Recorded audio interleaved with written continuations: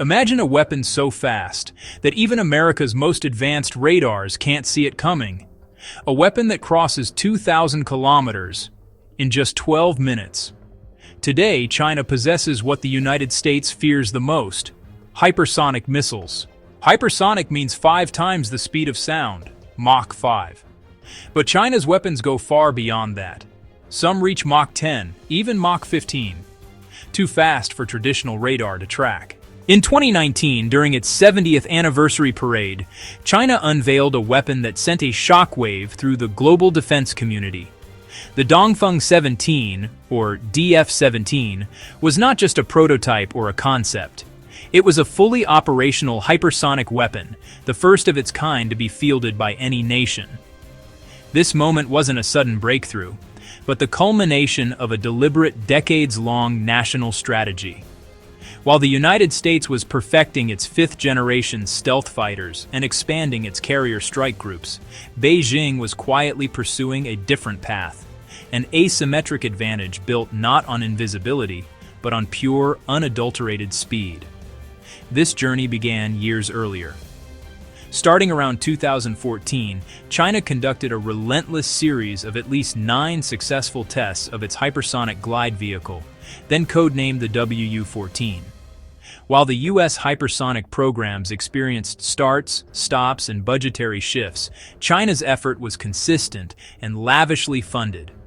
They built the world's most advanced hypersonic wind tunnels, like the JF-12 and JF-22, capable of simulating flight conditions up to Mach 30.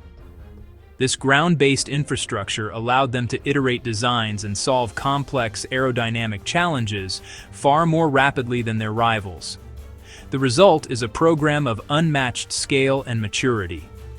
Unlike Russia's Avangard, which is a strategic, nuclear-focused system, China's DF-17 is a theater-range conventional weapon, designed to be produced in large numbers. It integrates a sophisticated, maneuverable glide vehicle with a proven ballistic missile booster, creating a reliable and accurate platform. This focus on conventional precision strike is what makes it so destabilizing. By investing heavily in advanced manufacturing, guidance systems, and a vast testing apparatus, Beijing has built a formidable arsenal.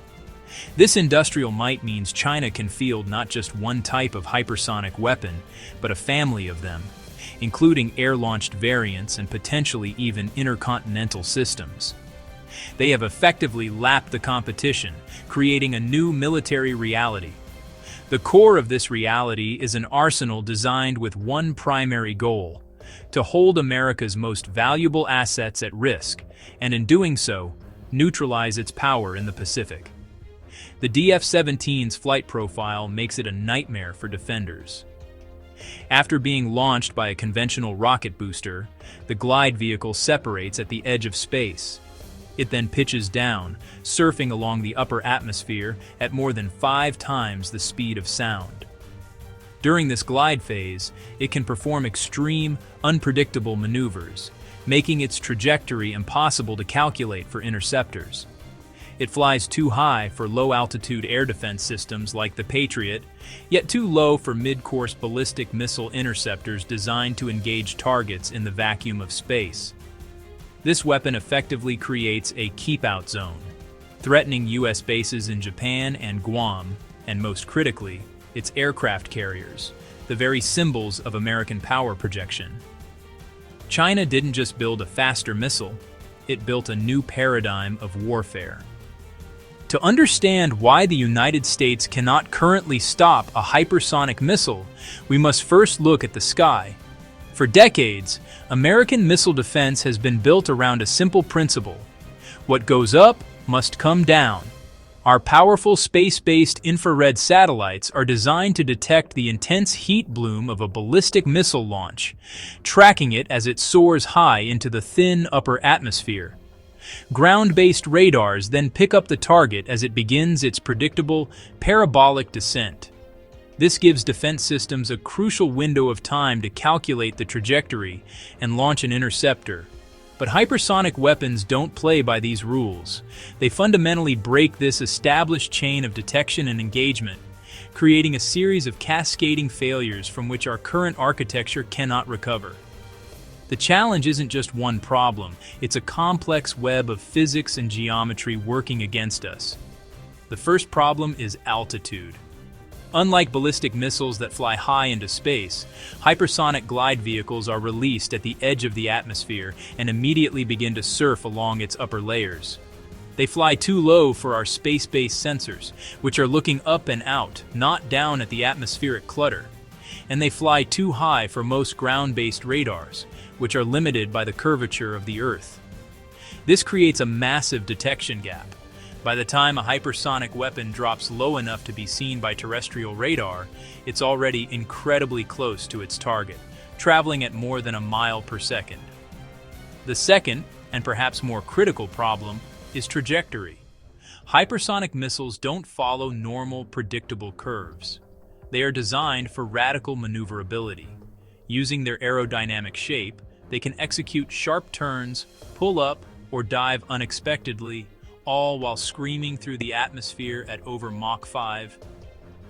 This isn't just a slight deviation, it's a complete rejection of a predictable flight path. For an interceptor, this is a nightmare. An intercept isn't like hitting a bullet with another bullet. It's about calculating exactly where a target in the future and meeting it there. If the target can change its destination at any moment, the calculation becomes impossible. The interceptor, burning its own limited fuel to make adjustments, simply cannot keep up with the hypersonic's energy and agility. It's a race the defender is destined to lose. These two factors, speed and maneuverability, combine to create the ultimate challenge, the compression of time. Our entire defense network, from satellite to sensor to shooter, is a sequence. It's a decision-making loop. Observe the threat, orient the sensors, decide on a course of action, and act by launching an interceptor. Hypersonic weapons attack this loop itself. They reduce the time available for every single step, shrinking the decision window from minutes down to mere seconds. By the time commanders can even confirm the nature of the threat, the weapon has already passed the point where our current systems, like THAAD or Patriot batteries, could physically engage it. Even the Pentagon admits it. There is currently no existing system capable of stopping a Chinese hypersonic weapon in mid-flight. The weapon moves like a shadow, and our defenses are left grasping at the darkness it leaves behind. For the first time since the Cold War, the fundamental calculus of global military power is being rewritten. During that long standoff, the strategic balance, though terrifying, was relatively stable. Each side understood the other's capabilities, creating a fragile but predictable deterrence. Today, that predictability is eroding. A new class of weapon has emerged, one that threatens to upend decades of established military doctrine and technological supremacy. Another nation now possesses a weapon the U.S. currently cannot reliably counter. This isn't just an incremental improvement, it's a disruptive leap. The combination of extreme speed and unpredictable maneuverability inside the atmosphere creates a threat that bypasses the defensive layers America has spent decades and trillions of dollars to build. The very architecture of U.S. power projection, built on the assumption of air and sea dominance, is now being directly challenged. This creates what military strategists call an anti-access area denial, or A2AD bubble. Within this zone, the risks for opposing forces escalate dramatically. Forward-deployed assets, the cornerstones of America's security commitments in the Pacific, become vulnerable. American bases in Japan, South Korea, and Guam, once considered secure rear area staging points, are now on the front line.